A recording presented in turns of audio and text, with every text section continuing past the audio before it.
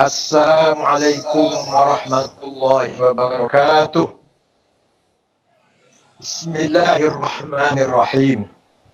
Alhamdulillahirabbil alamin. Wassalatu wassalamu ala sayyidina wa maulana Muhammad asyrafil anbiya'i wa khatamil mursalin wa ala alihi washabihi wa man tabi'ahum wattaba'ahum min yaumina hadza ila yaumin nahdhati waddin. Fadilah Hadrat Mukarram Sayyidi Muqay Mustashar Pengurus Besar Nahdlatul Ulama Tuan Guru Kiai Haji Dr. Mudhib Badaruddin atalallahu baqa'ah zuhran lana wal ummah fi sihhatin daimah. Para pejabat pemerintah, Pak Benur atau yang mewakilinya, Bapak Kapolda, Pak Irjen Iqbal atau yang mewakilinya, Bapak dan Pangdam atau yang mewakilinya, atau Danrem atau yang mewakilinya, para ulama, hadratil mustasyarin, hadratil ru'asa syuriyah, ashab al-ma'ahid, ashab al-turkis sufiyah, al-mu'tabarah al-ahdiyah, dan yang saya sayangi, yang saya banggakan, Saudara Haji Wicaksono, Ketua Syarikat Nelayan Nahdlatul Ulama, dan para peserta yang hadir atau yang hadir melalui virtual dalam pelaksanaan silaturahim nasional ini.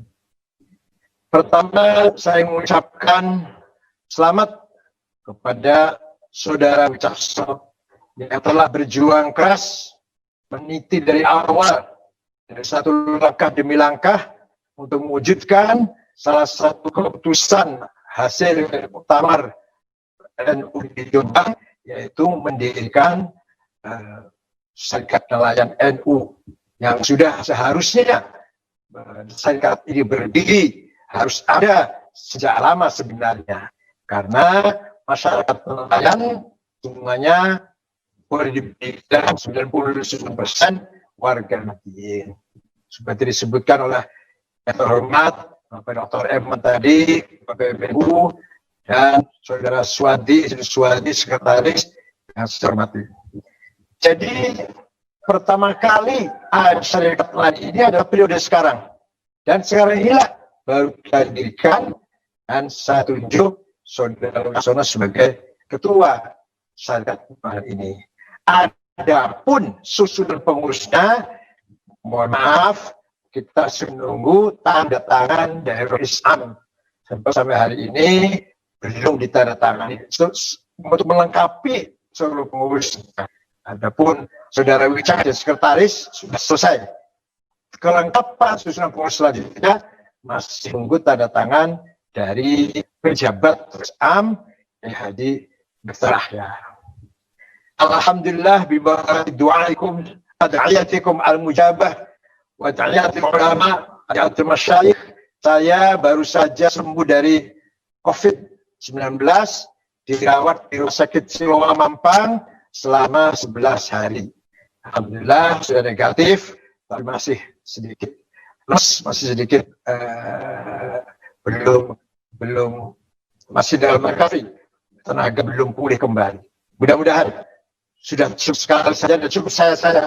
Dan Pak Kiai, para ulama, jangan sampai ada yang kena COVID-19. Cukup saya saja. Alhamdulillah sudah sembuh, sudah selesai. Tinggal recovery, lagi pengembalian. Nah, pertama kali pemimpin Islam yang memikirkan ingin membangun transportasi laut adalah Khalifah Utsman bin Affan, perintah kepada Gubernur Muawiyah bin Abu Sufyan di Syam. Waktu sebelum Sayyidina Utsman, Sayyidina Umar sudah ada ingin membentuk angkatan laut untuk dakwah, untuk dagang, misi perdagangan, misi dakwah.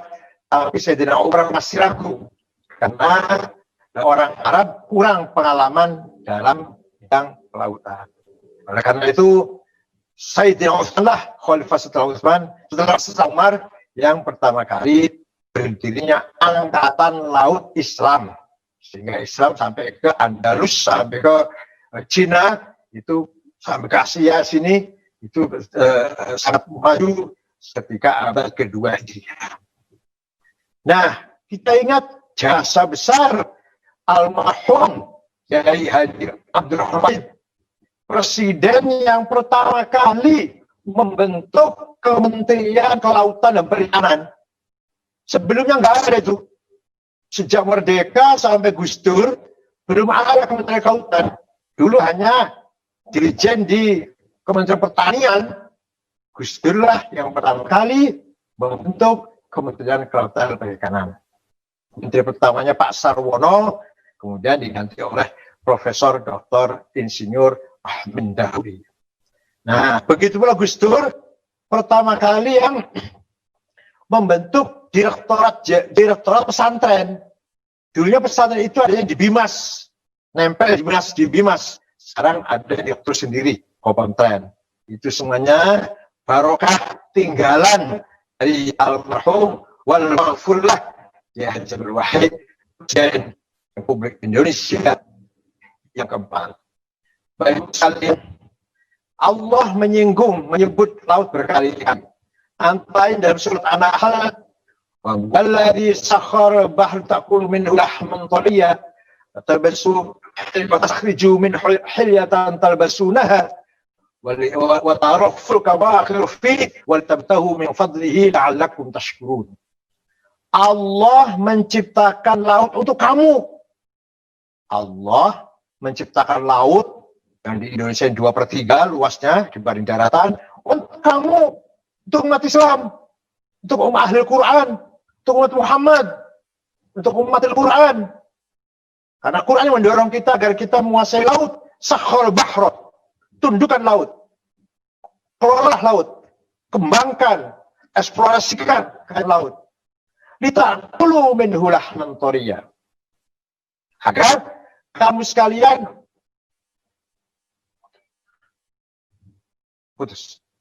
agar kamu sekalian menikmati makan daging yang segar dari laut, yaitu ikan luar biasa. Bahkan nama-nama ikan itu disebut sekian ratus ribu dalam yang ditulis oleh Imam Al-Jahid, tokoh Mu'tazilah. Abu Uthman Al-Jahid menulis kitab namanya Al-Hayawan, 6 jilid, itu isinya nama-nama ikan, nama-nama binatang yang hidup di laut itu. Maka laut sangat kaya raya. Nah, kemudian laut itu semuanya halal, bangkainya halal. Kalau darat enggak, bangkai kambing, bangkai ayam, bangkai sapi, bangkai kerbau, bangkai onta, bangkai burung haram. Tapi bangkai laut, bangkai ikan yang ada di laut atau di darat laut, bangkainya halal. Nah, yang kedua, berupa apa saja bentuknya halal. Berupa babi laut. Berupa anjing laut, halal. Binatang ada di laut semuanya halal. Bentuk babi, bentuk anjing, bentuk apa saja. Jelas babi yang halal babi darat. Tapi ada ikan bentuknya bentuk babi, halal. Karena sudah itu ikan semuanya. Bentuknya bentuk babi, bentuk anjing. Jadi anjing laut halal. Yang ketiga, orang kalau sedang ihram, umrah atau haji, sudah pakai ihram, tidak boleh berburu burung, berburu kijang atau apa ya, nggak boleh, batal ihramnya, bahkan kena dam. Tapi cari ikan boleh, berburu ikan di laut boleh, lagi ihram itu. Kalau di darat nggak boleh, apa nangkap burung, apa nangkap berburu binatang di hutan nggak boleh. Kalau ihram di padang pasir misalnya kan ada burung kejar-kejar, boleh, nggak boleh, batal ihramnya. Tapi cari ikan boleh. Itulah kelebihan laut. litakulu minhul hilyatan, litakulu min lahman thoriya, dagingnya segar, yang bergizi, yang berprotein sangat penuh. Coba sekarang ada suplemen namanya omega, itu dibikin dari salmon yang ada di dasar laut yang paling jernih airnya, dari Kanada, yang paling bagus di Kanada. Ada dari Australia juga ada, dari Kanada. Luar biasa omega itu, omega 3, omega 5, omega 8.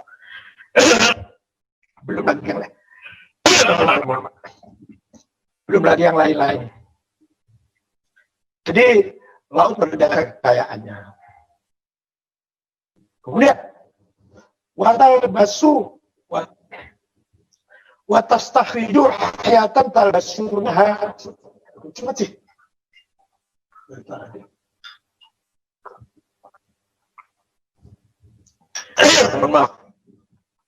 Dan dari laut kamu bisa mengambil perhiasan yang kamu pakai.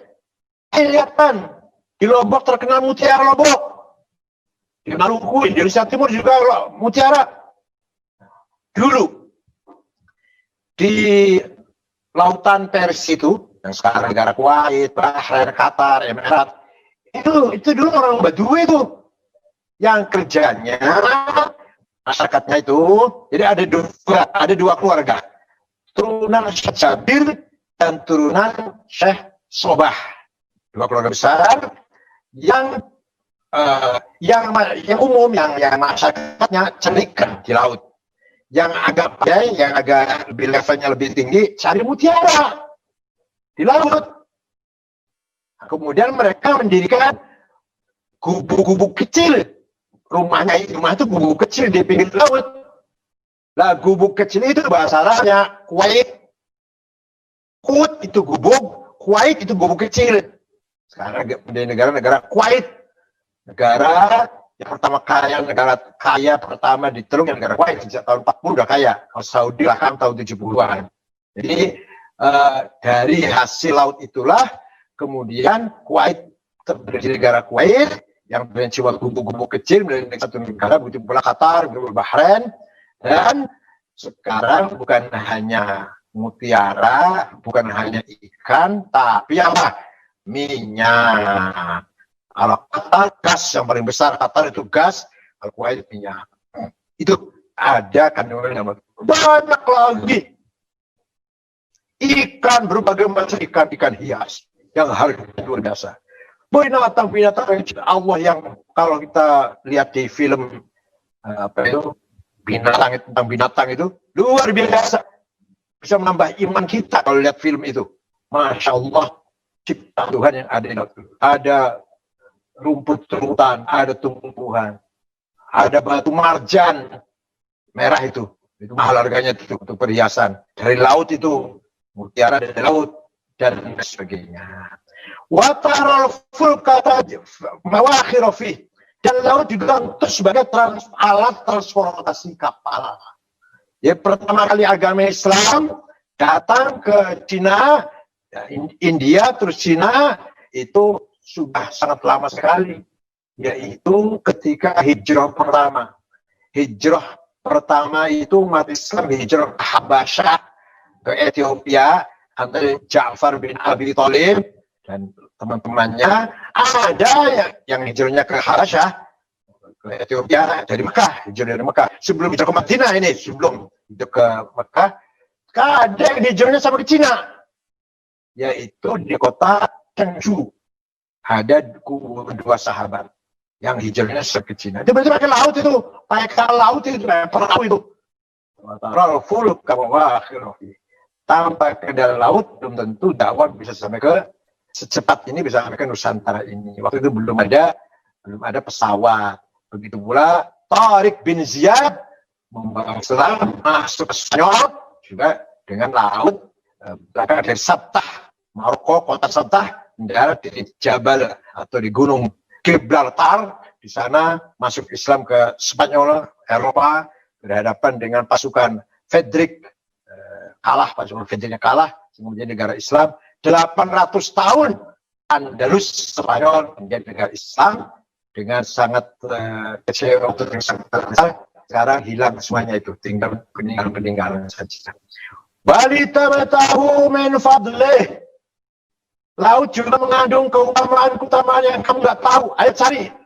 Ayo, kamu analisis, kamu cari, kamu selidikin. Manusia cerdas. Tahu, ayo cari. Ayo. Ternyata dalam laut ada kekuatan api. Dalam laut ada kekuatan bahan bakar. Dalam laut ada kekuatan dahsyat luar biasa. Itu jadi Al-Quran memotivasi kita agar mengeksplorasi, memanfaatkan semaksimal mungkin. Mengandung ikan, makanan, mengandung perhiasan, cukup.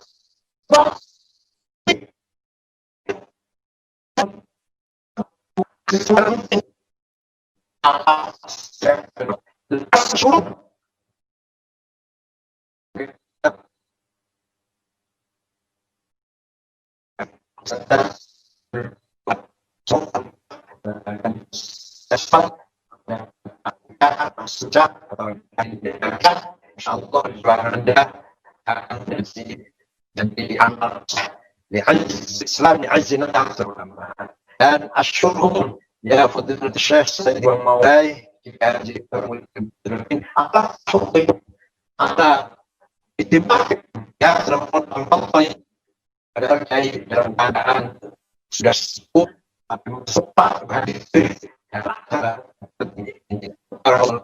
yang itu